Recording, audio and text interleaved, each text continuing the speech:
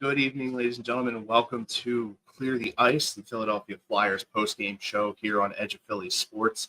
I'm your host for the evening, Austin Hamill. And, man, really fun back and forth game for Philadelphia here tonight, losing 5-4 in overtime in Dallas to the Stars. Just going to get right into the numbers for you guys here. Goals for the Flyers by Joel Farabee. Travis Konechny had a pair of shorthanded goals.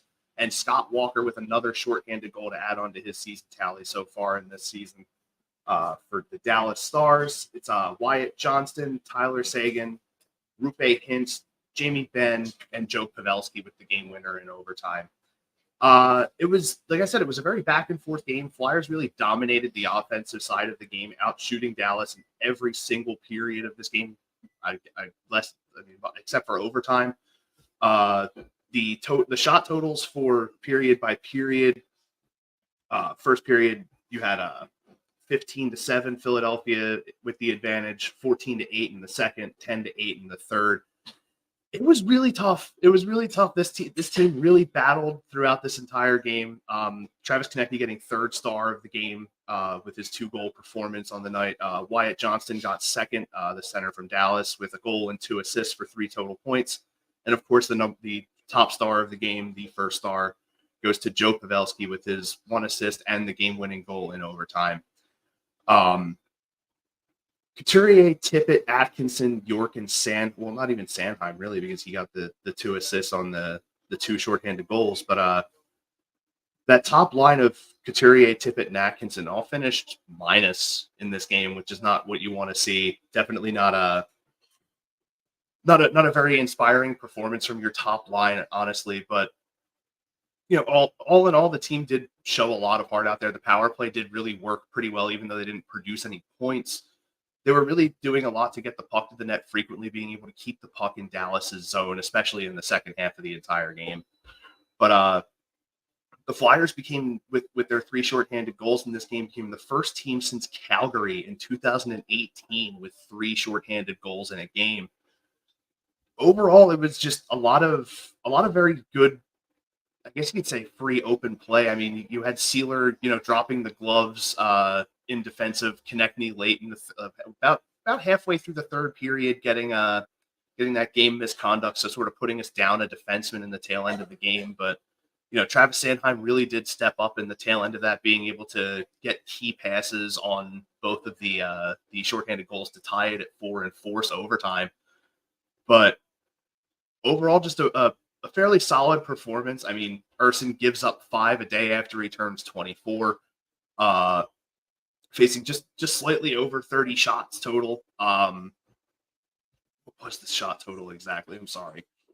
They outshot us 2-1 in overtime. The only bit of hockey where they didn't outshoot us in the entire game. Final shot totals were Philadelphia 40, Dallas 25. So, I mean, Urson only stopped 80% of the shots that he faced, which you really can't be, stopping less than like 92 if you want to be, getting a lot of wins. But overall, it was a solid performance from the team outside of, some spotty goalkeeping. But he did have a lot of really, really key saves late in the game. And there was one fairly decent one in overtime. But in the tail end of the third period, he was seeing a lot of traffic in front and a lot of pucks he didn't even see, because they were just getting so many bodies in front of him. The Flyers were doing the exact same thing on the other end late in the game. But, a lot of the main player I really want to give a shout out to in this game, aside from the obvious in Travis Konechny and Sean Walker, are, even though he didn't register anything on the stat sheet, Tyson Forrester has been an absolute puck hound for this team so far in the early go of the season. He did a really good job on the forecheck, keeping the puck in the zone for Philadelphia to really be able to, wear down the Dallas defense and be able to get them to sort of, I guess you could say, hit a really tough bend and not break, being able to force them to play a lot on their heels in the tail end of the third period and get those 2 goals to tie it up. Joel Farabee played really well. He had that huge hit about midway through the third period as a guy was entering our zone. But of course, you have to give your roses to Dallas. They put up a really good fight. The talent that they have in guys like Hintz, Pavelski, Dadanov, Ben, Sagan, even guys on the blue line in Heiskanen and those guys. They're a really solid team, and to be able to push them to the limit like that and force overtime on them, it really shows a lot of determination by this team. I feel like they're starting to find some sort of stride. I feel like it's because of the fact there's not a lot of pressure on them this year to perform. A lot of people don't have them doing too well this season. So I feel like they have that thought of like the pressure's off so we can play a bit more freely, and it's really starting to show. These guys are putting together some really good games in the early go of the season. And you just really hope that it's able to continue going forward for this team. So it's a lot of very young talent that is taking up a lot of this roster. Guys like Cam York, Noah Cates, Bobby Brink, who also had a very, very strong game. He wasn't able to really get a lot in terms of shots on goal, but he showed a lot of heart in being able to push forward consistently, even though he was getting denied a lot on blocked shots, being denied entry into the zone and things like that. He's showing a lot of the development that he's put in over the past couple of years that is starting to pay off for him. Travis Konechny stepped up into a really solid role. Him, Scott Lawton. This team is really starting to find a good identity for itself. And this season so far, I feel like it's been a bit of proof of the work that they've put in, even though, I have my own personal opinions about Tortorella as a head coach, but I'll save that for another time. It's very solid to see, even though the first line didn't really perform as well as you would have hoped, to see the rest of the lines beneath them, the bottom nine, I guess you could say, for this team has been performing fairly well. Like even that the Delorier line has been really strong. Those guys have been putting a lot of bodies onto people, been getting a lot of disruptions in the forecheck. Just causing a lot of trouble for other teams. And you really need that type of stuff for, especially a team as young as Philadelphia is. You need those kinds of guys. Of course, goaltending is going to be an issue. Carter Hart has been, I feel like personally, in a bit of a regression, but I don't know for sure. Time will tell this year how he goes the rest of the way.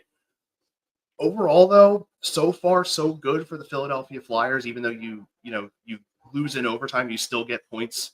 And at the end of the day, that's what matters the most. The team's putting up putting up a fight every time they go out there. They battled Edmonton really well before making the way out towards the West Coast, because after this, I believe they go to play.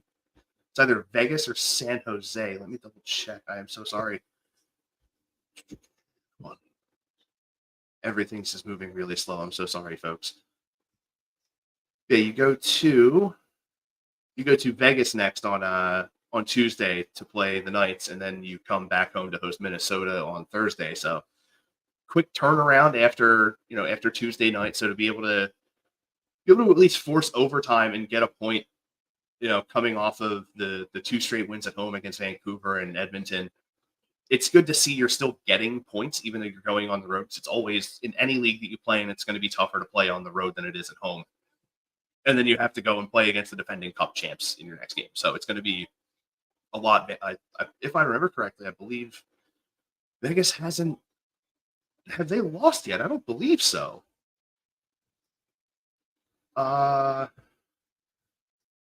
No, they have not. They are 6-0 with 12 points. So you're going up against a team that hasn't lost yet in their home building, a team that is, the reigning Stanley Cup champion right now. So you really want to make sure you're getting points going into those kinds of games, because that's going to be definitely a tougher hill for the Flyers to have to climb. I am going to keep this short because we're getting close to the tail end of this Phillies game. So, but great. Even though, like I said, even though it was an overtime loss, it was still a very solid performance. There are still some issues with getting back on defense in some positions.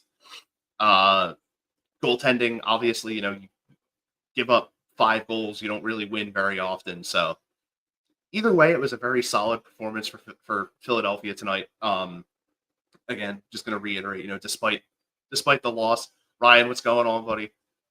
It's one of those things. You take your wins when you get them. You take points whenever you can. Obviously, in a league where points matter in the standings, being a soccer guy, points matter. So there's you take any chances you can get to get points, you take them as often as you can, especially in the early go of the season. We're what, 2 weeks in, so there's not going to be a lot of personally for me. There's not going to be a lot of question marks flowing around. It's a few. Ryan has a few very long comments coming. I mean, long. Yeah, it could have been a lot worse. It really could have been so much worse. Like, you know what Dallas has. You know what they're capable of doing. You've seen it over the past few years. Jamie Benn sort of revitalized his career with a 33 goal season last year. So, you like I said, you take points when you can, and Philadelphia getting one out of this game on the road is definitely a positive, even though the loss definitely hurts. You got really good play from a lot of guys. You got Konechny getting 2 shorthanded goals, and like I said at the top of the show, the first team since Calgary in 2018 with 3 shorthanded goals in a game. Just totally dominated the shots on goal game. The face-off percentages were close. It was, again, overall, despite the loss, a very solid output, very, very concerted effort by the Flyers in this game. Sorry, scrolling back down to some stuff here. Where's all the other stuff? Probably here. Yeah. Okay, here we go.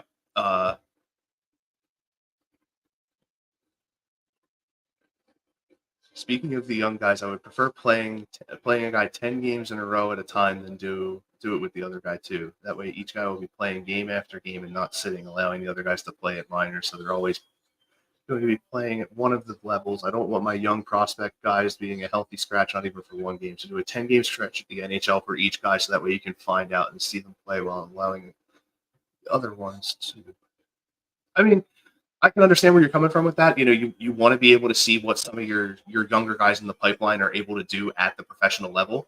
But at the same time, if you run a guy up too early, the Phillies just wrapped up. So I'm going to just finish this quick thought, and then we're going to get out of here. So that way Al and Matty B can get going with the Phillies post game.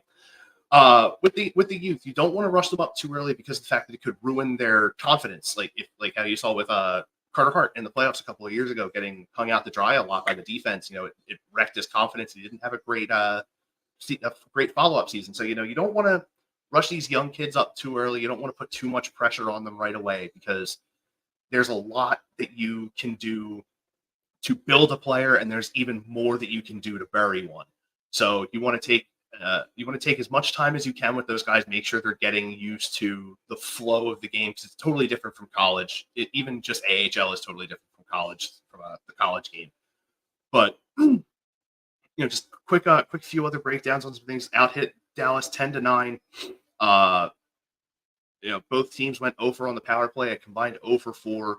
Face-off percentages 53-46 in favor of Dallas. And again, the shots on goal were 40-25. Flyers dropped this game 5-4 in overtime with 3 shorthanded goals, 2 by Travis Konechny, 1 by Sean Walker. Look ahead, the Flyers play the Vegas Golden Knights on Tuesday night. So we look forward to seeing you guys then at the end of that one. Stay safe. Have a great night. Go Flyers.